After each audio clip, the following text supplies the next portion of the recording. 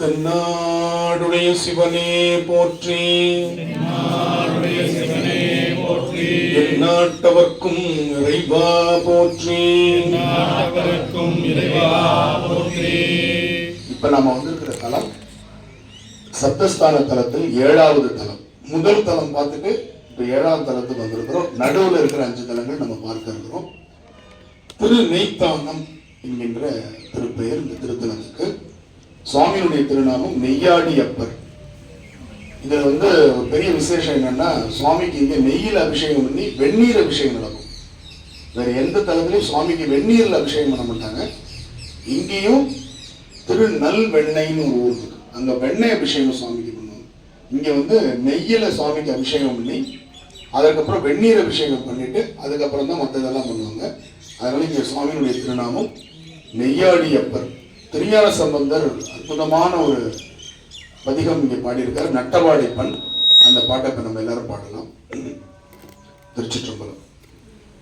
மையாடிய கண்டன் மலை, மையாடிய கண்டன் மலை, மகள் பாகம் அது உடையான், மகள் பாகம் உடையான், மையாடிய கண்டன் மலை, மையாடிய கண்டன் மலை, மகள் பாகமது உடையான், மகள் பாகம் உடையான், கையாடிய கேடில் கரி, கையாடிய கேடில் கரி, உரிமூடிய ஒருவன், உரிமூடிய ஒருவன், கையாடிய கேடில் கரி, கையாடிய கேடில் கரி, உரிமூடிய ஒருவன், உரிமூடிய ஒருவன், செய்யாடிய குவளை மலர், செய்யாடிய குவளை மலர், நயனதவளோடும்,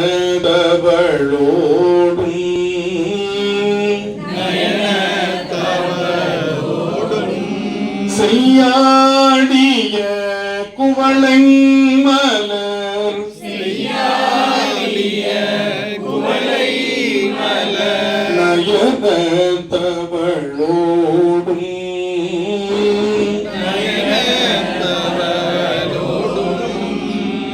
நெய்யாடிய பெருமானிடம், நெய்யாடிய பெருமானிடம், மெய்த்தானம் ஏமீரே, மெய்த்தானம் நீரே, நெய்யாடிய பெருமானிடம், நெய்யாடிய பெருமானிடம், மெய்த்தானம் ஏமீரே, மெய்த்தானம் நீரே. நம்முடைய குருக்கள் வர்றதுக்கு இன்னும் 5 நிமிடம் வந்துட்டு இருக்காரு. அதுக்குள்ள நம்ம சில செய்திகளை பேசிடலாம். தயவு செய்து உங்களுடைய செல்பேசிகளுக்கு ஓய்வு கொடுத்துருங்க. நான் திரும்ப திரும்ப அதான் சொல்றேன். ஏன்னா நம்ம வந்திருக்கிறது இந்த ஒரு நாள் ரொம்ப மிக முக்கியமான நாள். நிறைய செய்திகளை நம்ம தெரிஞ்சுக்கிட்டு போகணும். இடைவெளி நேரம் நமக்கு யாரா இருந்தாலும் நீங்க ஒரு மெசேஜ் போடுங்க. மத்தியானம் நமக்கு 12 மணிலேருந்து 4:30 மணி வரையும் நீங்களே சொன்னாலும் எந்த கோயில் திறக்க போறது இல்லை. நமக்கு எவ்வளவு நேரம் இருக்கு? 12 மணிலேருந்து 4:30 மணி. சீர்காழி போற வரையும் நீங்க பேசிக்கிட்டே இருக்கு. பேட்டரி ட்ரை ஆகிற வரையும் பேசுங்க. ஆனா இந்த 12 மணி வரை நமக்கு அப்படியே உயிர் மாதிரி. அந்த நேரத்தில் நம்ம சிவசிந்தனை தான். அதே மாதிரி 4:30லேருந்து 8:30 வரையும் எந்த இதுவும் வச்சுக்காங்க. அதுக்கப்புறம் 8:30க்கு மேல எல்லா கோயிலும் சாத்திடுவாங்க. விடிய பேசிட்டு அப்படியே குளிச்சுட்டு நாளைக்கு மகிழ்ச்சி. ரொம்ப அற்புதமான ஒரு தளத்துல வந்திருக்கோம். இதுல நான் சில திருக்கோவில் வழிபாட்டு முறைகள் பத்தி இந்த கோவில்ல, ஏன்னா ஒரு வர நேரத்துல மற்ற இடத்துல பேச முடியாது, நேரம் இருக்கு, இங்கே அதை பத்தி நம்ம பேசிடலாம். கோயில்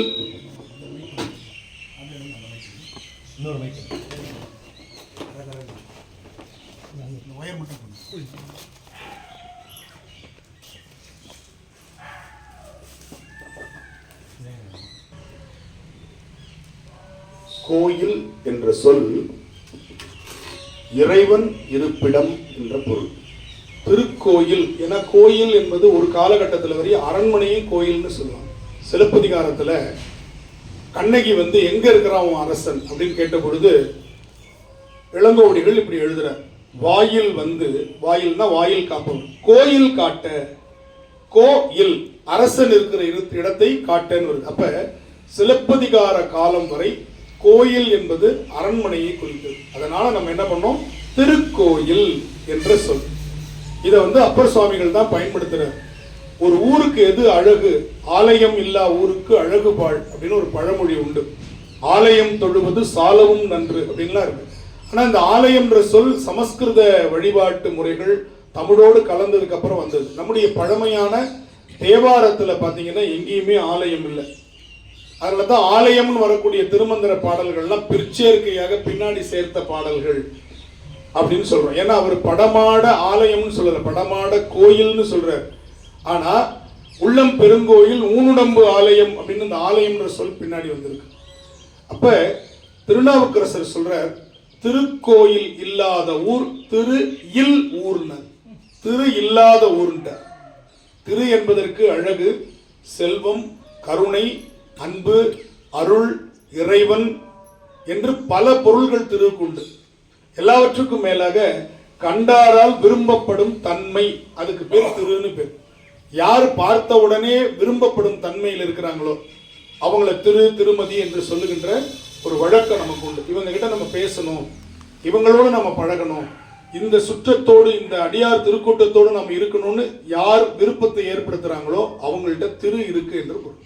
அதனால தான் கோயில் என்பது அரண்மனையையும் திருக்கோயில் இறைவன் இருக்கக்கூடிய கோயிலையும் குறித்தது. அதனால அப்பர் சுவாமி சொல்றார், திருக்கோயில் இல்லாத திருவில் ஊரும். அடுத்து சொன்னார், பருக்கோடி பத்திமையால் பாடாத ஊரும், விருப்போடு வெண்சங்கம் ஊதா ஊரும், விதானமும் வெண்கொடியும் இல்லா ஊரும், அருப்போடு மலர் பறித்திட்டு உண்ணா ஊரும், அவையெல்லாம் ஊரல்ல அடவி காடுன்னு. அதெல்லாம் ஊர் இல்ல, அடவி காடுன்னா கொடிய மிருகங்கள் வாழக்கூடிய காடுன்னு அர்த்தம். காடுனாவே நமக்கு தெரியும், இது அடவி காடு.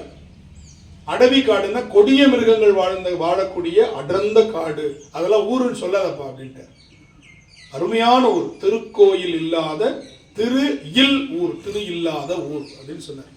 அதனால திருக்கோவில் வழிபாடு அப்படிங்கிறது நம்முடைய உடலை போலவே நம்முடைய முன்னோர்கள் திருக்கோவிலை படைத்தார்கள். இதில் பல பேருக்கு தெரிஞ்சிருக்கலாம். இந்த இடத்துல நம்ம பேசுறது ஒரு புண்ணியம். கோவிலுடைய அந்த கோபுரவாசல்லேருந்து உள்ளே நாம் கடந்து வரும் பொழுது 5 பிரகாரங்கள், ஒரு பெரிய கோயில் அப்படின்னு சொன்னா 5 பிரகாரங்கள் இருக்கும். திருச்சுற்றுன்னு பேர் இருக்கு. பிரகாரத்துக்கு தமிழ்ல திருச்சுற்று. அந்த பிரகாரத்தில் அமைக்கக்கூடிய அறைகளுக்கு பேர் திருச்சுற்று மாளிகைன்னு பேர். ராஜராஜன் காலத்து, சோழர் காலத்து கோவில் எல்லாம் அரசர்கள், அமைச்சர்கள், அரசு அதிகாரிகள் இப்படி பலர் பல நிலைகள்ல இருந்து கோவில் திருவிழாக்களை பார்க்கறதுக்கு அந்த திருச்சுற்று மாளிகைகள் அமைச்சிருப்பாங்க. அந்த அப்ப மகாமண்டபம் அப்படின்னு சொல்லி கூட உள்ள வரக்கூடிய மகாமண்டபம், அதுதான் முதல் பிரகாரம். அதற்கு அடுத்தது நம்ம சுவாமிகள்லாம் வைக்கக்கூடிய அர்த்த மண்டபம், முக மண்டபம், இப்படி நமக்கு 5 விதமான பிரகாரங்களை கடந்து நாம சுவாமியினுடைய சன்னிதானத்துக்குள்ள போவோம். இந்த 5 பிரகாரங்கள் எப்படி அப்படின்னா, நம்ம உடம்பில் இருக்கக்கூடிய 5 உயிரை சுற்றி இருக்கக்கூடிய உரைகள், கவர். உடம்பினுடைய பெயர் அன்னமய கோஷம். மயம் என்றால் சூழப்பட்டது, அன்னம்னா சாப்பாட்டுனால வந்த உடம்பு. எனவே இதுக்கு என்ன பேரு, அன்னமய கோஷம்னு பேர். அடுத்தது சுவாசம், பிராணமய கோஷம். அடுத்தது மனம், மனோமய கோஷம். அடுத்து அறிவு, விஞ்ஞானமய கோஷம். இந்த 4 கடந்து போகும் பொழுது இறைவன் இருக்கிற இடம் ஆனந்தமய கோஷம். இந்த 4 உருப்படியா இருந்துச்சுன்னா நமக்கு ஆனந்தம் இருக்கும் அப்படிங்கிறது தான் அந்த ஆனந்தமய கோஷம். அப்ப இந்த 5 பிரகாரங்களை நாம் கடந்து போகிறோம், 5 உரைகளை கடந்து உயிரை நாம் அடைகிறோம். இதைத்தான் உள்ளம் பெருங்கோயில் ஊனுடம்பு ஆலயம். ஆலயம்ங்கிறது ஆன்மா லயிக்கின்ற ஒன்றுபடுகின்ற இடம். கோயில் என்பது கருவறை. தெளிவா புரிஞ்சுக்கணும். இப்ப நம்ம இருக்கிறது ஆலய வளாகத்தில் இருக்கிறோம். கோயில் என்பது கருவறை. எனவே நெய்யாடியப்பர் இருப்பது கோயில். அதுல பாத்தீங்கன்னா அந்த கருவறை என்பது நம்முடைய ஹிருதயஸ்தானம், நம்முடைய இதயம் இருக்கக்கூடிய இடம் போல கருவறை. அதான் உள்ளம் பெருங்கோயில், ஊன் உடம்பு ஆலயம், வள்ளல் பிரானார்க்கு வாய் கோபுர வாசல், தெள்ளத் தெளிந்தார்க்கு ஜீவன் சிவலிங்கம். அப்ப இந்த உள்ளம் தான் பெருமான் இருக்கக்கூடிய. அதனாலதான் முருகப்பெருமானுக்கு குகன் என்று ஒரு பேர் உண்டு. மனமாகிய குகையில் தங்குறதுனால அவனுக்கு குகன் பேர். குகன் என்ற சொல் மனக்குகையில் தங்குபவன். அப்ப இறைவனுக்கு கருவறை என்பது மனம். அந்த மனக்கருவறையில் நாம் வழிபடக்கூடிய பக்குவத்தை ஏற்படுத்துவது புறக்கருவறை. புரியுதுங்களா? எல்லாமே நம்ம உடம்புக்குள்ள இருக்கு. இந்த ஆலயத்தின் மீது நாம் இதை சுத்தமா வச்சுக்கணும். அதுபோல இந்த ஆலயத்தை நம்ம சுத்தமா வச்சுக்கணும். இந்த உள்ளத்தை சுத்தமா வச்சுக்கணும். அதுபோல இந்த கருவறையை சுத்தமா வச்சுக்கணும். அதனாலதான் உள்ளம் பெருங்கோயில் ஊனுடம்பு ஆலயம். நம்முடைய நாவுக்கரசர் காயமே கோயிலாக, காயம்னா உடம்பு, கடிமனம் அடிமையாக, வாய்மையே தூய்மையாக, மனமணி லிங்கமாக, மேயமே நெய்யும் பாலா, நிறைய நீர் அமையாட்டி பூசனை ஈசனார்க்கு போற்றவி காட்டினோமே. அப்ப இறைவனுக்கு நாம் வழிபாடு செய்வது என்பது அக வழிபாடு, புற வழிபாடு, ரெண்டு வழிபாடு. இந்த அக வழிபாட்டில் நமக்கு பக்குவம் வருவதற்காகத்தான் இந்த புற வழிபாடுகளை நம்ம அவர்கள் ஏற்படுத்தி வச்சிருக்காங்க. இதை நம்ம பார்க்க பார்க்க பார்க்க இந்த தலத்தை வழிபட வழிபட வழிபட தலப்பயணங்கள் மேற்கொள்ள மேற்கொள்ள நமக்கு நம்முடைய உடம்பை காதலிக்கின்ற, நம்முடைய உடம்பை நாம் பேணி பாதுகாக்கின்ற, இந்த உடம்பினுள் இறைவன் இருக்கிறான்ற நம்பிக்கை ஏற்படுத்துகின்ற வரை தலப்பயணம் நமக்கு அவசியம். அதனாலதான் கிராயமானவர் என்ன சொன்னார்? மூர்த்தி தலம் தீர்த்தம் முறையால் தொடங்கினவருக்கு ஓர் வார்த்தை சொல்ல சர்க்குருவும் வாய்க்கும் பராபரம் என்ன. குருவை நீ தேடி போக வேண்டாம் ஞானத்தை உபதேசம் பெறுவதற்கு. குரு ஒன்னை தேடி வரலாம். எப்படி? மூர்த்தி தலம் தீர்த்தம். தலம்னா தலமரத்தையும் குறிக்கும். தலமரத்தை வழிபாடு செய்தல், அந்தந்த தலத்தினுடைய இறைவனை வழிபாடு செய்தல், அந்தந்த தீர்த்தத்தில் நம்ம அப்படிதான் வரோம். மூர்த்தி தலம் தீர்த்தம். நம்ம தீர்த்தம் தலம் மூர்த்தின்னு வந்துருக்கோம். காலையிலே தீர்த்தத்தை நம்ம ஆடிட்டோம். இங்க எப்படின்னா காவிரி தீர்த்தம் முதன்மையான தீர்த்தம். மற்ற எல்லா இடத்துலையும் சாமியை வணங்கிட்டு சுற்றி வரும்போது தலைமரம் வணங்கிட்டு அதுக்கப்புறம் தீர்த்தத்தை எடுத்து தலையில் தெளிச்சுட்டு வருவோம். இங்க அப்படி இல்லை. காவிரி நீராடுதல், இன்னொன்னு சாமி ஆடுதல் அப்படிங்கிறது சொல்றோம் இல்லையா? அந்த சாமி என்பதற்கு காவிரி என்று பொருள். நிறைய பேருக்கு சாமி ஆடுறது நினைச்சிட்டு இருக்கிறோம். காவிரியில் நீராடுதலுக்கு பேர் தான் சாமி ஆடுதல்னு பேர். காவிரியில் நீராடிட்டு அவர்கள் இறைவனுடைய வழிபாடுகளை செய்வார்கள். அதனால நம்ம காவிரி இங்கதான் அகண்ட காவிரியாக நீங்க பார்த்துருப்பீங்க. அவ்வளவு அற்புதமாக, இன்னும் சொல்ல போனா நம்ம மன்றத்திலிருந்து தான் காவிரி அகண்டு போகும். அதுவரை அங்க செக் டேம் இருக்கு. அங்க பாத்தீங்கன்னா ரொம்ப சுருங்கிதான் இருக்கும். இங்க செக் டேம் பெருசா கட்டியிருக்கனால இங்க முழுக்க நிறைந்து அதுக்கப்புறம் போகும். இன்னும் சொல்ல போனால் தண்ணீர் அங்க நிறுத்தினதுக்கு அப்புறமும் இங்க தண்ணீர் இருந்துகிட்டே இருக்கும். இந்த இடத்துல நம்ம இருக்கிற இடத்துல கிட்டத்தட்ட ஒரு 7 மாதங்கள் வரையும் தண்ணி இருக்கும். அப்படிப்பட்ட அந்த காவிரி தீர்த்தத்தை நாம் ஆடுதல். அதான் சொல்ற, கழித்து கலந்ததோர் காதல் கசிவோடு காவிரி வாய் குளித்து. காவிரியில குளிச்சுட்டு அந்த ஐயாரப்பர் பெருமானை வழிபாடு செய்யணும். நாவுக்கரசர் திருவையாறு தேவாரத்தில் பாடுற, கழித்து கலந்ததோர் காதல் கசிவோடு காவிரி வாய். ஐயோ, பாத்ரூம்ல குளிச்சுட்டு நம்மளை கொண்டு போய் ஆத்துல இறக்கி விட்டாங்களேன்னு கடுப்பா இறங்க கூடாது. என்ன சொன்னார்? காதல் கசிவோடுன்னாரு. புரியுதா? ஏன்னா இது எனக்கு ஒரு வாய்ப்பு, இப்படிப்பட்ட வாய்ப்பு எனக்கு கிடைக்கணுமே. இன்னைக்கு ஒருத்தர் 2 பேரும் அப்படி குளிச்சாலும் நாளைக்கு காதல் கசிவோடு மகிழ்ச்சியோடு, ஐயோ இது மாதிரி நமக்கு வாய்ப்பு கிடைக்கணுமே அப்படின்னு நினைச்சு குளிக்கணும். இல்ல எதுக்கு சொல்ல வரேன்னா, இந்த அனுபவம் புது. இங்க வந்தபோது சொன்னார், முதல் முறையா நான் ஆத்துல குளிச்சிருக்கிறேன் அப்படின்னாரு. ஏன்னா எங்க ஆத்துல தான் நான் குளிச்சிருக்கிறேன், இந்த ஆத்துல இப்பதான் குளிச்சிருக்கிறேன் அப்படின்னாரு. அது மாதிரி நிறைய பேருக்கு அந்த அனுபவங்கள் இருக்கலாம். நமக்கு குளித்தல் வேறு, நீராடுதல் வேறு. இப்ப நீங்க செஞ்சது நீராடுதல். குளித்தல் என்பது குளிர்வித்தல், அவ்வளவுதான். உடம்ப குளிர்விச்சுக்கிறோம், அவ்வளவுதான். ஆனால் ஆறுகளில், குளங்களில், ஏரிகளில் கடல்ல குளிக்கிறதுக்கு பேர் தான் நீராடல் அப்படின்னு பேர். இந்த நதிக்கு பேர் பொன்னின்னு பேர், இன்னொரு பேர். இப்போ பெங்களூர்ல இருந்து இந்த தண்ணி கோலார் தங்க வயல்லாம் பூந்து வளர்றதுனால இதனுடைய மணல்ல தங்க துகள் இருக்கான். அதனால இந்த நதிக்கு பொன்னி நதினு பேர். அதனால தான் சோழனுக்கு பொன்னியின் செல்வன் அப்படின்னு பேர் வச்சு ஒரு நாவல் கூட வந்தது நீங்க பார்த்துருப்பீங்க. ஏன்னா பொன்னி நதி இதை வந்து சேக்கிழார் பயன்படுத்துறார். நம்பி ஆரூர் இந்த தலத்துக்கு வந்த பொழுது இந்த பக்கம் இருக்கிற தலங்கள் வந்து இப்ப நம்ம இருக்கிற தலங்கள்லாம் வடகரை, இதோ இருக்கு பாருங்க, எதிரில் இருக்கிறது காவிரி. இந்த ரோடு இருக்குல்ல, ரோட்டுக்கு அந்த பக்கம் காவிரி, அப்படியே காவிரியை ஒட்டியே வரும். இந்த ரோட்டுக்கு அந்த பக்கம் இருக்கிறது காவிரி. இப்ப இந்த பக்கம் இருக்கு, அந்த பக்கம் இருக்கிற தலங்கள் தென்கரை தலங்கள். அந்த மாதிரி 2-3 தலங்கள் நம்ம போவோம். இதே சப்தஸ்தானத்துல தென்கரை தலங்கள் இருக்கு. காவிரி வடகரை தலம், திருநைத்தானம், திருப்பழனம், திருவையாறுல வடகரை தலம். அப்ப இதே மாதிரி காவிரியை கரை புரண்டு ஓடும் பொழுது நம்பியாரூரர் வந்துட்டார். பார்த்தா கரை புரண்டு ஓடிட்டு இருக்கு, படகு யாரும் இல்லை, இவர் நல்ல பிரமாதமா பட்டு இதெல்லாம் சோக்கா வந்திருக்கிறார். இறங்குனா நனைஞ்சு போயிடும்ல, எவ்வளவு ஆழம் வர தெரியாது, புது ஊரு. உடனே என்ன பண்றாரு, இந்த காவிரி எனக்கு வழிவிட சொல்லுன்னு சொல்றாரு. எவ்வளவு ஒரு இறை நம்பிக்கையும் தன்னுடைய தோழன் மேல கொண்ட அந்த மிகப்பெரிய ஒரு அதீத பக்தி பாசம். எனக்கு அந்த காவிரியை வழிவிட சொல்லணும், அப்படிதான் வருவேன், சுத்திட்டுலாம் வரமாட்டேன், எவ்வளவு தூரம் நடந்து வந்திருக்கிறேன் அப்படின்னு சொல்லி அடம்பிடிச்சு நிற்கிறார். அப்ப அவர் போட்ட ஓலம் பெருமானுக்கு அந்த தலத்து கணபதி உள்ள சொன்னாராம். அதனால அந்த தலத்து கணபதிக்கு பேர் ஓலம் விட்ட விநாயகர். ஒவ்வொரு ஊர்லயும் நம்பியாரூருக்கும் கணபதிக்கு நிறைய தொடர்பு உண்டு. அவருக்கு வர்ற சந்தேகம், அவருக்கு வர பிரச்சனை எல்லாம் கணபதி தான் தீர்த்து வைப்பார். இங்க மணிமுத்தாறு அப்படின்னு ஒரு ஆறு ஓடுது திருமுதுகுன்றத்துல. அங்க சுவாமி அருமையான தங்கம் கொடுக்கிறார், பொன் கொடுக்கிறார். பொன் செய்த மேனியை நீர் பாடியிருப்பார். அந்த தங்கத்தை எடுத்துட்டு வந்தா வழிப்பறி கொள்ளக்காரவனா அடிச்சிட்டான என்ன பண்றதுன்ட்டு தங்கத்தை தூக்கி ஆத்துல போட்டுட்டேன். நான் போய் திருவாரூர் குளத்துல போய் எடுத்துக்கிறேன். அந்த காலத்திலே பாருங்க, பேங்க்ல போடுறது, ஆத்தங்கரைக்கு பேங்க் தானே போய் பேங்க்ல போட்டுட்டு ஏடிஎம்ல எடுத்தவர் அவர் தான் இல்லையா? பேங்க்ல போட்டுட்டு ஆத்துல போட்டுட்டு குளத்துல எடுத்தார். அப்படி வந்து திருவாரூர்ல வந்து எடுத்தார்.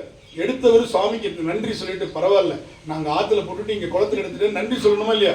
அதே தங்கம் தான் இதுவா, நடுவுல ஏதாச்சும் மாறிடுச்சா, எப்படி சந்தேகம் வருது பாருங்க. உடனே அவர் இப்படி நின்றுட்டு இருந்தோடனே அந்த ஆத்தங்கரையில இருந்த கணபதி, என்னப்பா பிரச்சனை, இல்ல தங்கம் ஒரிஜினலா இருந்தது அப்படின்னு அவர் உரசி காமிச்சு, 24 கேரட் தங்கம் நீ வாங்கினதுதான் போகுது. அதனால அவருக்கு பேர் மாற்றுரைத்த விநாயகர்னு பேர். திருவாரூர் குளத்தங்கரையில் இருக்கிற விநாயகருக்கு என்ன பேரு? மாற்றுரைத்த விநாயகர். கமலாலய குளத்தங்கரையில் இருக்கிறவர் பேரே போட்டிருப்பாங்க மாற்றுரைத்த விநாயகர்.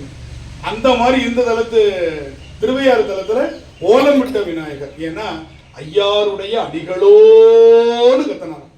ஏன்னா ஏ என்பது பக்கத்துல இருக்கிறவனை கூப்பிடுறது, ஓ என்பது தூரத்தில் இருக்கிறவனை கூப்பிடுறது. தமிழ்ல ஏகாரம், ஏ இங்க வா அப்படின்னு கூப்பிடுவோம், புரியுதா? ஓ என்பது நெடில், அந்த தள்ளி இருக்கிறவன் ஓ ராமசாமி அப்படின்னா உடனே அங்க என்னவா அப்படின்னு கத்துவோம்.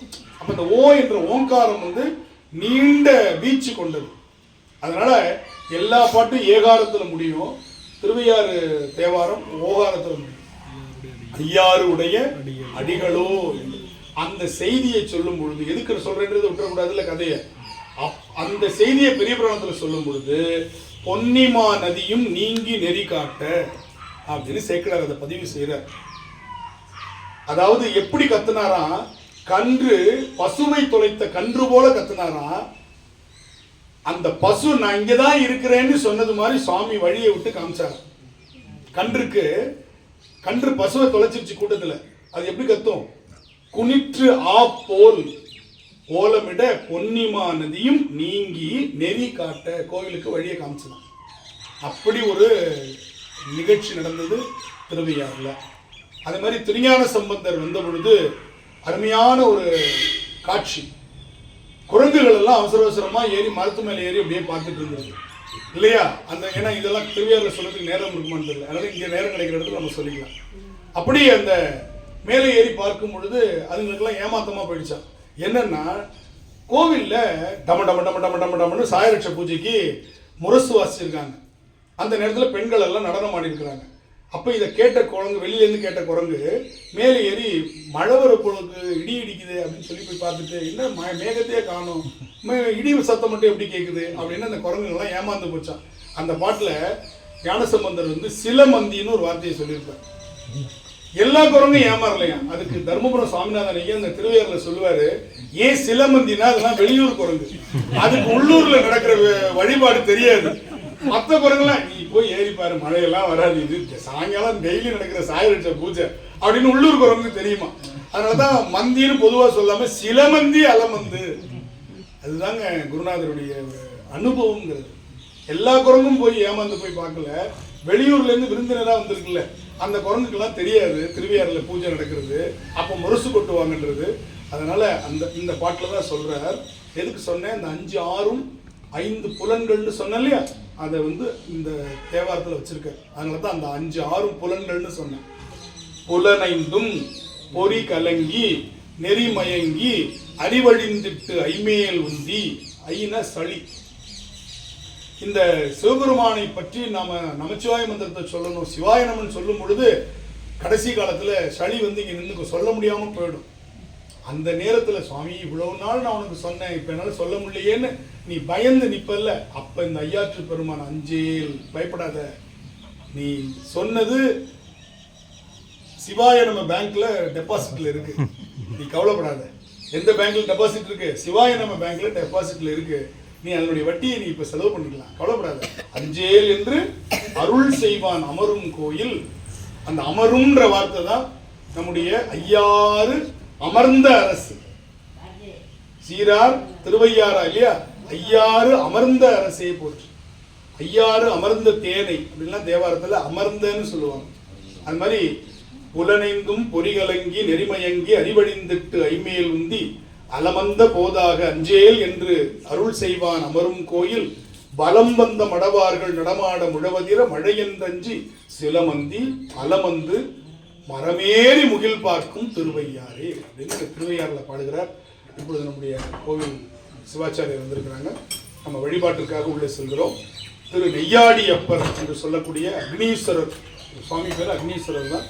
நெய்யாடியப்பர் அம்பாள் பாலாம்பிகை என்று சொல்லக்கூடிய அற்புதமான தலத்தில் நாம் இப்பொழுது வழிபாடு செய்து காலை உணவுக்கு பிறகு ஐயாற்று பெருமானை தரிசனம் செய்கிறோம். திருச்சிற்றம்பலம். தென்னாடுடைய சிவனே போற்றி, எந்நாட்டவர்க்கும் இறைவா போற்றி.